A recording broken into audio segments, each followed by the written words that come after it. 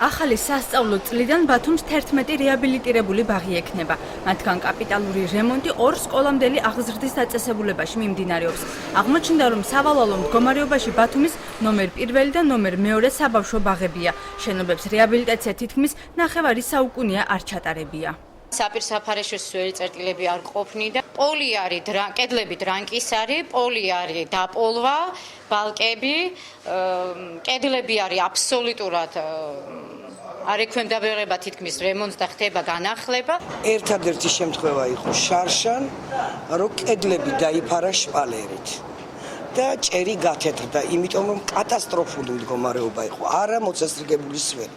წერტილები, არა ცენტრალური გათბობა, აი ვიზუალურად ძალიან დამამძიმებელი მდგომარეობა იყო, რომ შემოხვიდოდეთ ჩაბნელებული, მოუწესრიგებელი. საბავშვო ბაღების რეაბილიტაციის პროცესს დღეს ბაღების გაერთიანების ხელმძღვანელობა ჟურნალისტებთან ერთად გაეცნო. უკვე გატარებული სამუშაოების ხარისხითა და ტემპებით ხელმძღვანელობა კმაყოფილია, თუმცა აღმოჩნდა, რომ შენობის სიძველის გამო ნომერ 1 და ნომერ 2 ბაღის სტანდარტებს მაინც ვერ დააკმაყოფილებს. აქ გაცილებით მძიმე მდგომარეობა იყო, მოსაწესრიგებელი იყო საპირფარეშოები, ასევე სამზარეულო, საძინებელი ოთახები, მაქსიმალურად ვცდილობ, რომ გარემონტდეს, მაგრამ სტანდარტები აქ დაცული ვერ იქნება. ეს არის არასტანდარტული საბავშვო ბაღი და სტანდარტებს ვერანაირად ვერ დააკმაყოფილებს, იმიტომ რომ ყველა ჯგუფს უნდა კონდეს თავისი საპირფარეშო, თავისი სამზარეულო, მისაღები ოთახი. დარჩენილ 9 ბაღში, რომლებსაც ძირითადი სამუშაოები გასულ წლებში ჩაუტარდათ, დღეს მხოლოდ სამღებრო სამუშაოები მიმდინარეობს.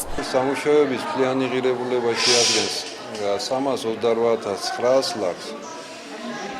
სამუშაოებს აწარმოებს კომპანია ამაგი. სამუშაოები ყველა ბაღში ერთდროულად უნდა დამთავრდეს 25 აგვისტომდე.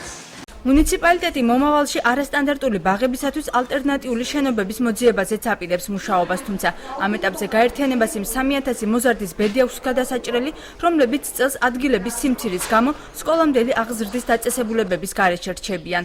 ნატალია ზაქარეიშვილი ამბობს, რომ ბარცხანასა და კახაბერში მშენებარე 8 ჯგუფიანი ბაღები დეკემბერში უნდა ჩაბარდეს. მდგომარეობა წელს გონიოს ბაღში გამოსწორდება, სადაც რეაბილიტაციის შედეგად ბაღს 4 ჯგუფი დაემატება. განაცხადების მიღება სექტემბრიდან დაიწყება.